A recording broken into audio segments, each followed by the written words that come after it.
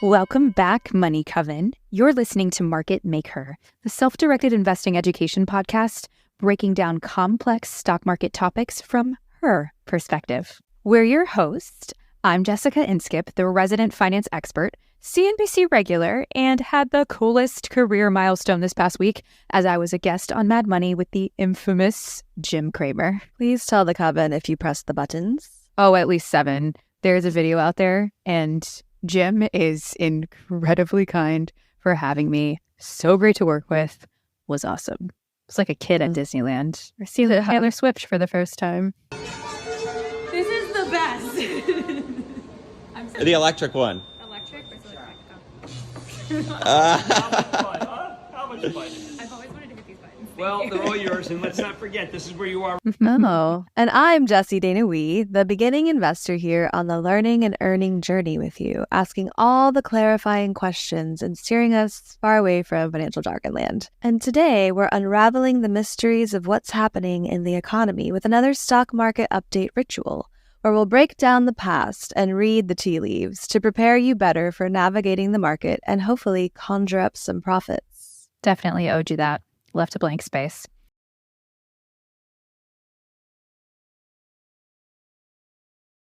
This is your August stock market update. So, Jess, what is this lower credit rating of our country that I'm hearing about? Fitch downgraded our sovereign debt. 2 questions. Who is Fitch and what is a sovereign debt? Fitch is a credit rating agency like S&P 500 or CFRA. There's all these agencies that rate debt securities, kind of like what we talked about on the preferred stocks episode. If you're issuing debt, you get that credit score that's AAA, so AAA, you get an A+ or a B, a combination of that. And Fitch is assigning that grade. It's not just companies that have these credit scores, like countries have them too. That's right. And the sovereign is our country. I was thinking of it like Queen Elizabeth's the sovereign. Oh, right. You know? Yes. Yeah. And that's our treasuries and debt securities that's issued by the U.S. government. You know how we talked about indexes or indices? They're like this elite club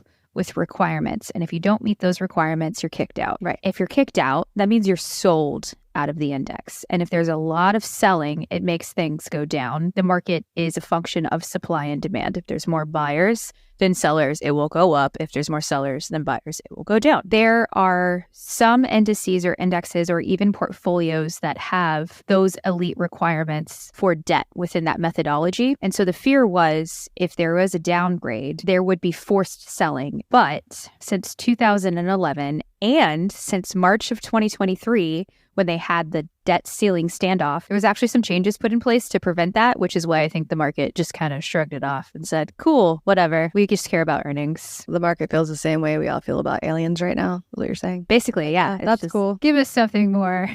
Yeah. They downgraded the U.S. credit from a top AAA. AAA is the highest you can have. Triple B or higher is considered investment grade. They downgraded them 1 to AA+. Oh. So S&P did that back in 2011, and it's actually still an AA+. That same downgrade, they haven't re-upgraded it from what happened in 2011 that caused some turmoil in the markets. That rating's still there. I'm confused. The USA's sovereign debt has been an AA+ since 2011? No. So, Okay. like, just like your credit report, there are different agencies. You've got TransUnion, Equifax, Experian? It's just like that. There are different rating agencies. There is Fitch, Moody's, and S&P. S&P downgraded the sovereign debt in 2011 from a AAA to a AA+. And it's stayed that way. Hasn't moved since 2011. The last time we had one of these debt ceiling standoff things. So Fitch has joined the S&P party. Moody's has still maintained their top rating of U.S. credit. Okay. Like how you can have different credit scores depending on the credit bureau you're looking at. Why did Fitch just now decide to downgrade the U.S. to the AA+ rating? I think it's such an interesting statement. I'm going to read it. We're going to link it in the episode equity so you could read it too. They titled it Erosion of Governance. So dramatic. They said, in Fitch's view, there has been a steady deterioration in standards of governance over the last 20 years, including on fiscal and debt matters, notwithstanding the June bipartisan agreement to suspend the debt limit until January 2025. This is the one, the dramatic statement. The repeated debt limit political standoffs and last-minute resolutions have eroded confidence in fiscal management. In addition, the government lacks a medium-term fiscal framework, unlike most peers, and has a complex budgeting process that, with economic shocks, tax cuts, and new spending initiatives, have contributed to successive debt increases over the last decade. So interesting. Okay. Two famous investors out there, Mr. Warren Buffett, the king himself, and Bill Ackman. Yeah. Mr. Warren Buffett said, and I quote, "There are some things people shouldn't worry about. This is one." Also, he don't give AF. He does not. He bought $10 billion worth of U.S. treasuries on Monday and did the same a week prior. He said the only question is if he'll buy $10 billion more in 3-month or 6-month treasury notes. Wow. Bill Ackman, on the other hand, shorted. He took the other end, and he's a famous hedge fund manager. So it's standoff of two really wealthy investors. So it's like a bull versus bear type situation It is. over the Yeah. U.S.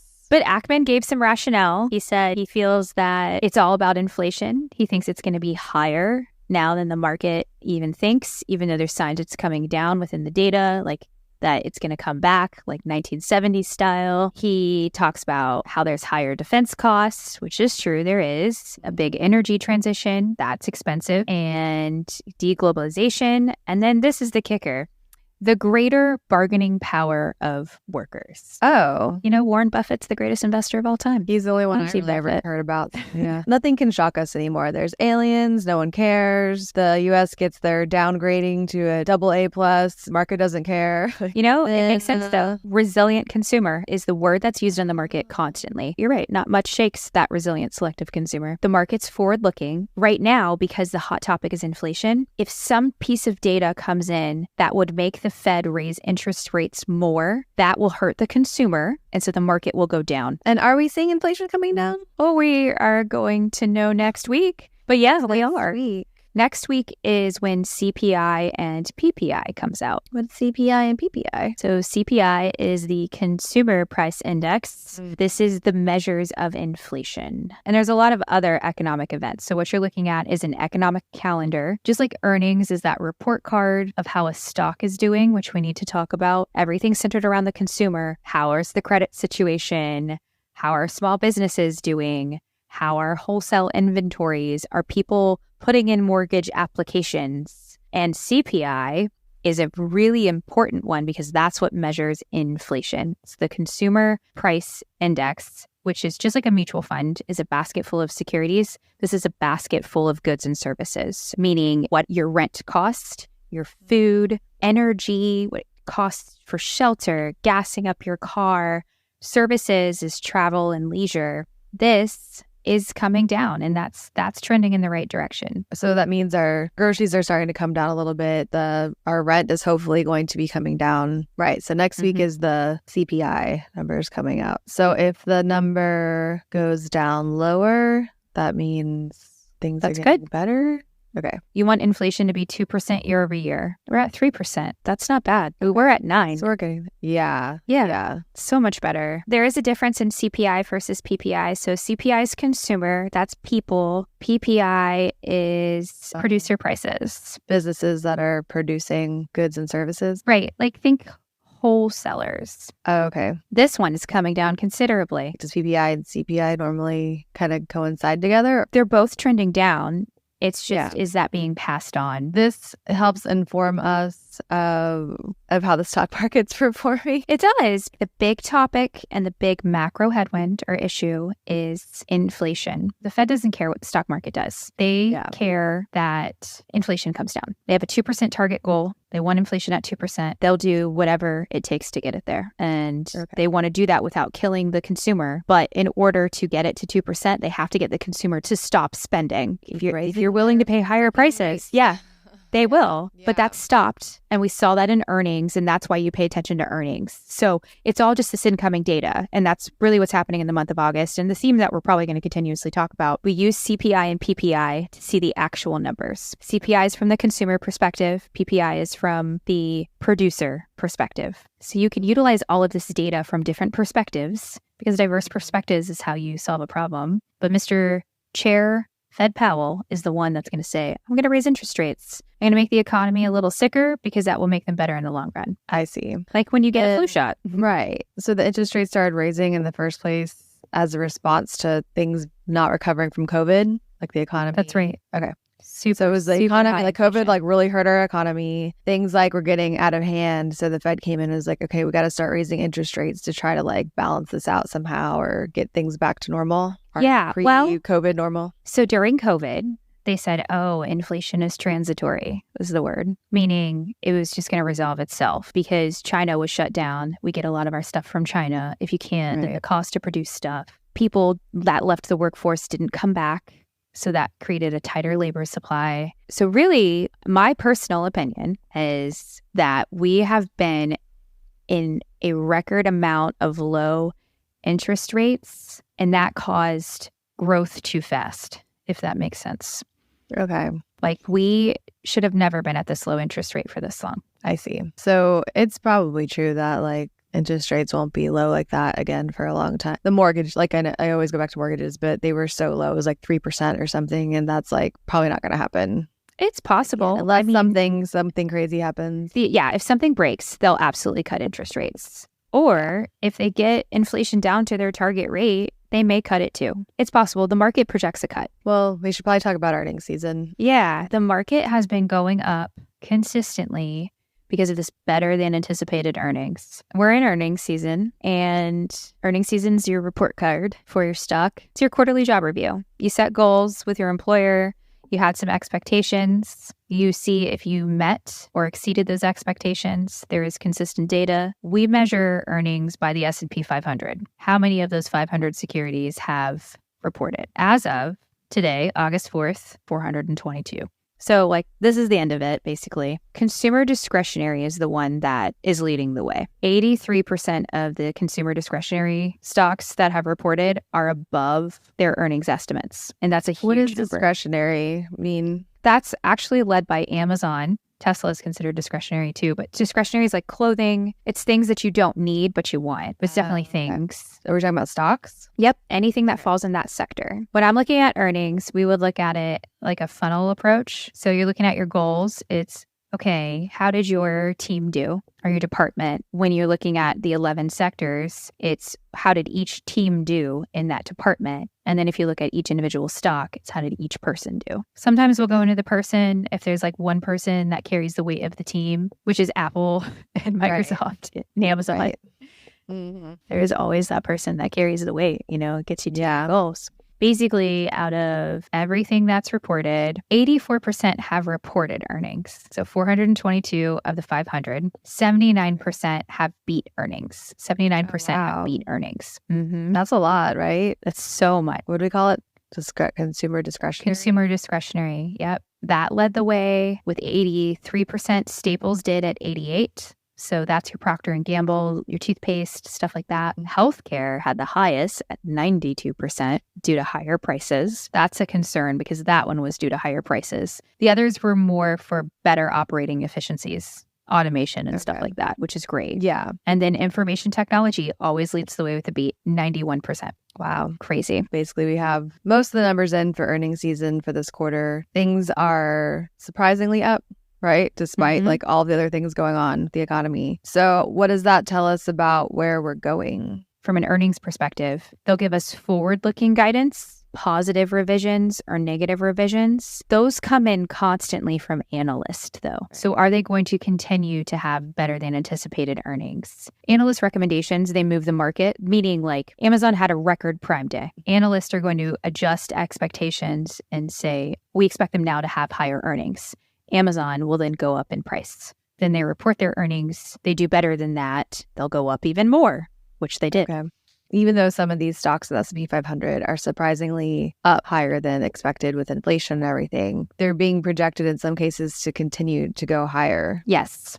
And that's what you look for after earnings season is what's the expected growth of these companies. So do people, and I know we haven't really talked about strategy too much yet, but so these are the things you look at when you're considering whether it's a good time to buy. That means any ETFs that mirror the S&P 500 are also going to be a little more expensive to buy right now than they were 6 months ago, right? They could be, but the way that we define expensive is not by dollar value. That's why we need the stock analysis episode. So when we do a stock analysis, we will define if something is expensive or not. Okay. It's not by dollar value. It's like relative to everything else. Well, I was just thinking, just because the market is looking good right now or up, it doesn't mean that you missed your time to buy or to invest. It's good that it's doing well. And if you haven't started investing yet, that wouldn't necessarily mean, oh, wait for it to come back down before you start investing. It's never necessarily a bad time to invest if you have the extra money to invest and you're ready to invest in the stock market. You want to know all these things. You want to know how it's performing. You want to know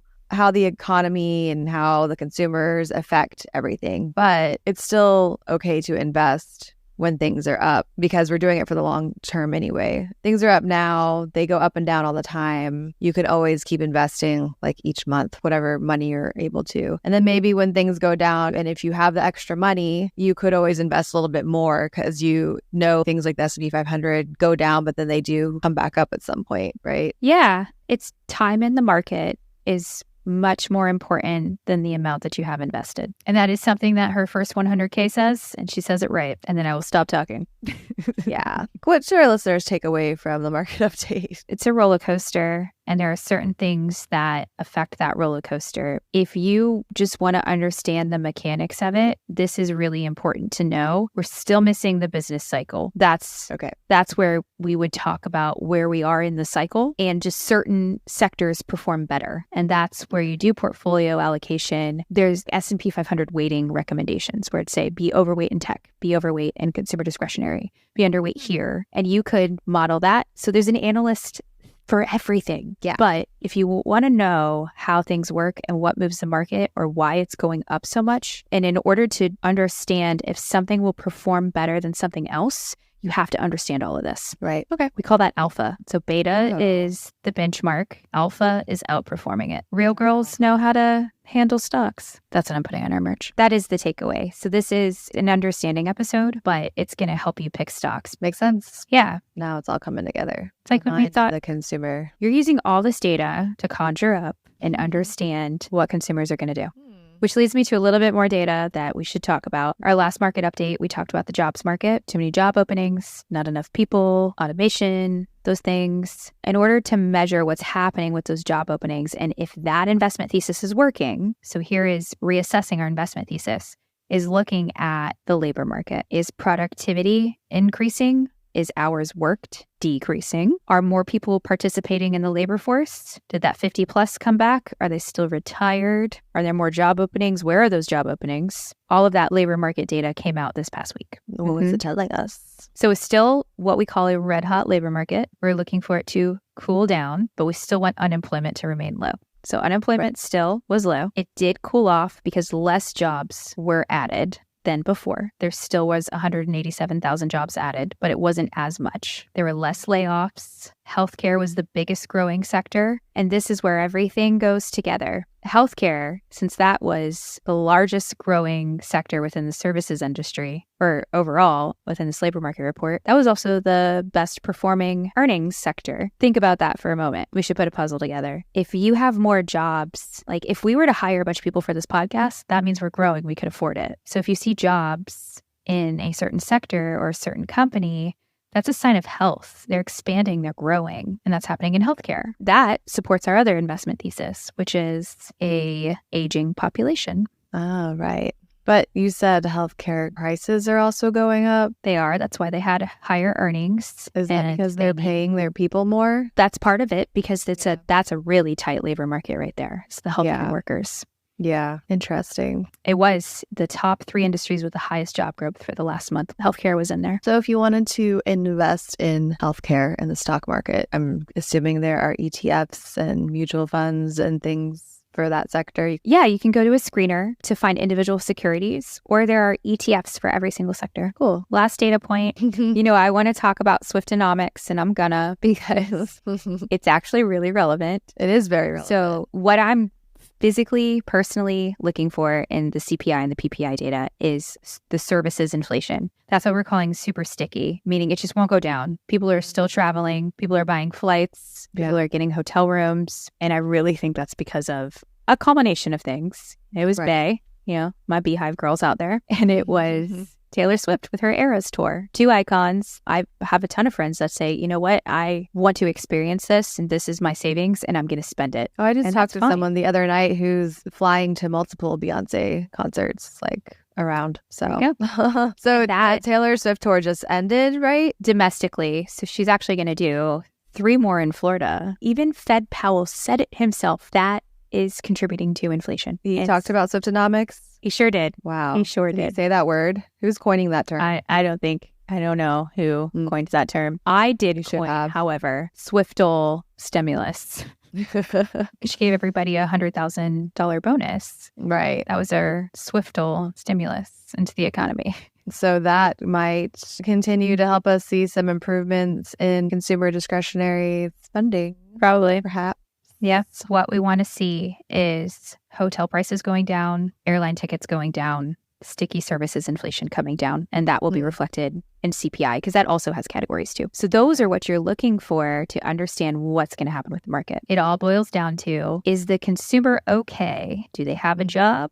And where are they spending their money? Right. There's your stock market update. Well, that's the end of our stock market reading for August. We want to explain what is happening in the market MakeHer style, which means expert explanations with an educational flair. Keyword flair. And don't forget to check out the episode equity on our website for even more details on today's topic. If you found today's episode helpful, do not keep it to yourself. Spread the word. Share our podcast with your friends. Rate us, leave a comment, and subscribe. Please rate us and leave a comment. I learned today that really helps the Apple podcast chart things. So please do that. Thanks. That algorithm.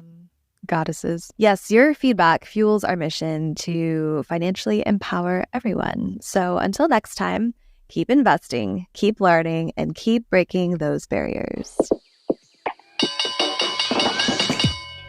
Remember, investing involves risk. There is always potential to lose money when investing in securities.